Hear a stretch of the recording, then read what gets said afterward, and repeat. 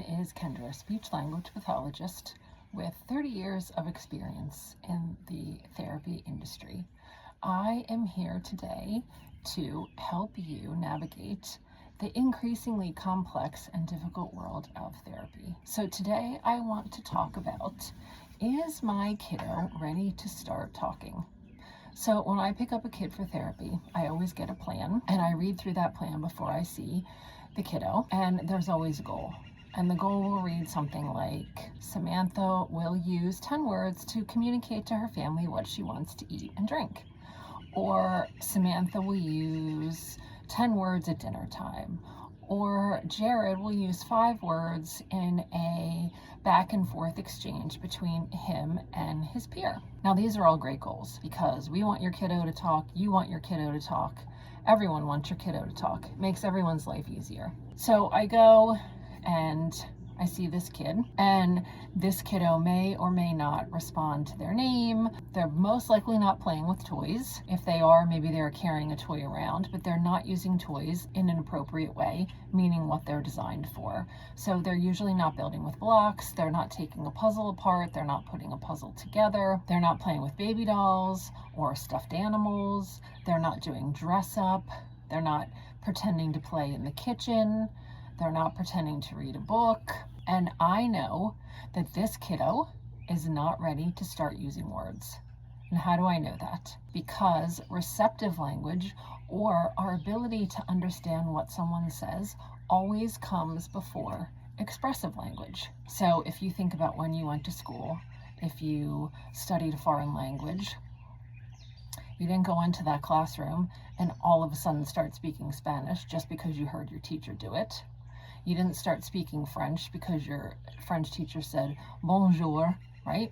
It takes time for your brain to understand what words mean.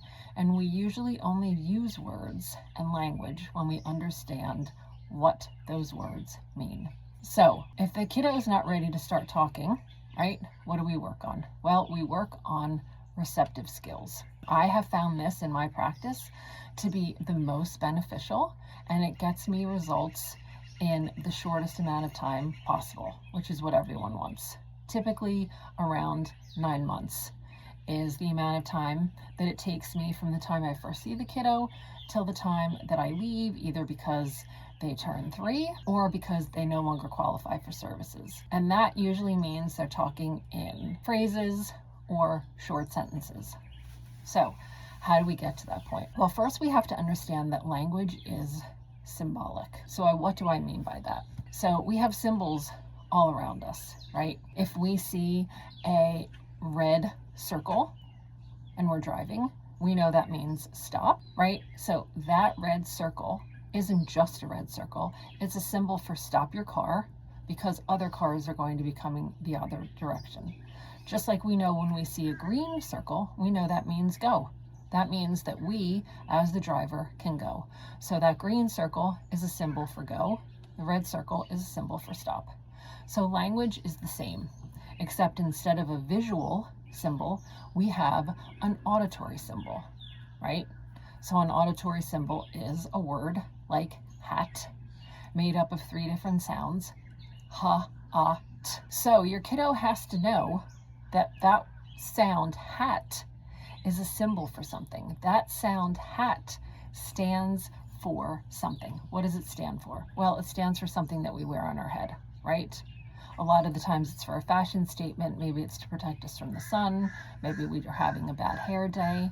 But that auditory symbol, hat, stands for something that we wear on our head. So our kiddos are little, right? We can't sit them down and say, language is a system of symbols that we hear, and it's a sound that really stands for something else. So how do we teach them this?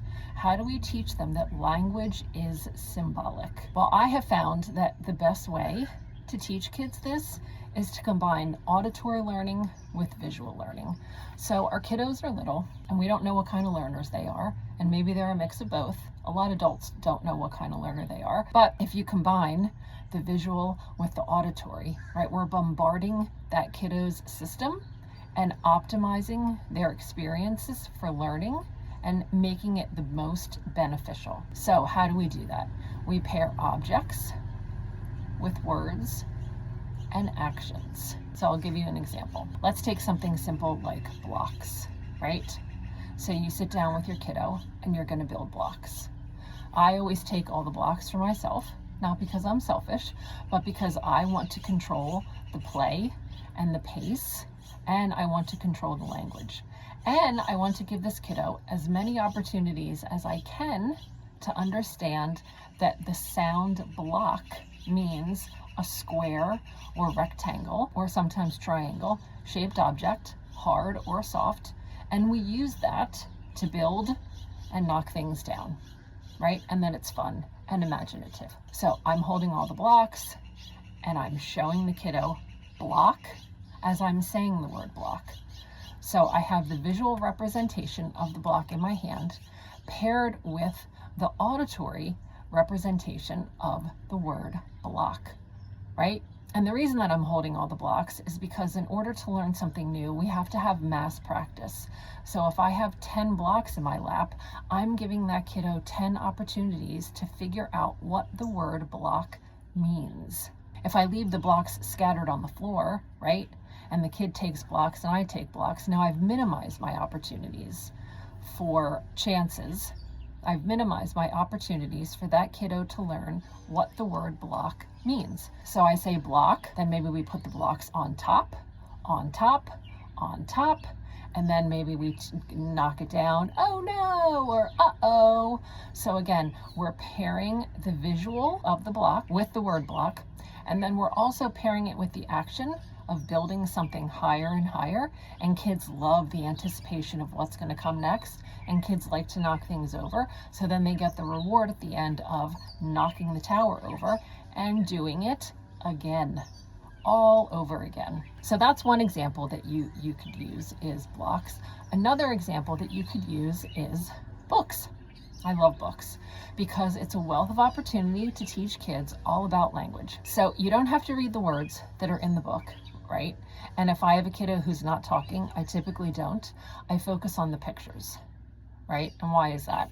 Because again, I want to teach them that language is symbolic. So I may say something like, oh, where's the dog? Or I see a dog. Do you see a dog? A dog goes,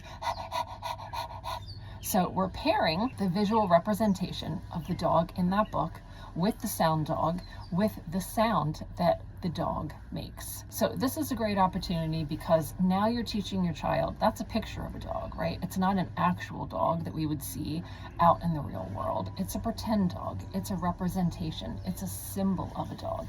So you're teaching your child that language is symbolic. Another activity that you can do is puzzles. So I like to lay out the puzzle board, and again, just like with the blocks, I like to hold all the puzzle pieces because then I'm providing more opportunities for engagement and language. So if you just lay out the puzzle, right, the kid's likely to just sort of take the pieces and do what they want to do, and you're trying to like squeeze in and figure out what you can do and get the kid's attention because the child's most likely focused on the puzzle and not on you. But if you have all the pieces, you are an essential part of this play scheme. So I hold all the puzzle pieces, and a lot of times I'll hold up two, right, and I'll say, oh, where's the dog? Or get the truck, or let's find the cat. Let's put the cat in. So that's receptive language. Teaching that child, that's not an actual cat that you have in front of you, but it's a representation of a cat, which is what language is, right? So if you're holding up a cat and a dog and you say, oh, get the cat, where's the cat? Let's put the cat in. And then they reach for the cat. Yay, you found the cat. You're teaching them that language is symbolic. And that's what they need in order to start talking, right? They need to have strong, receptive language. So I hope this helps. Let me know if it does, or let me know if you need additional help. Have a great day. See you next time.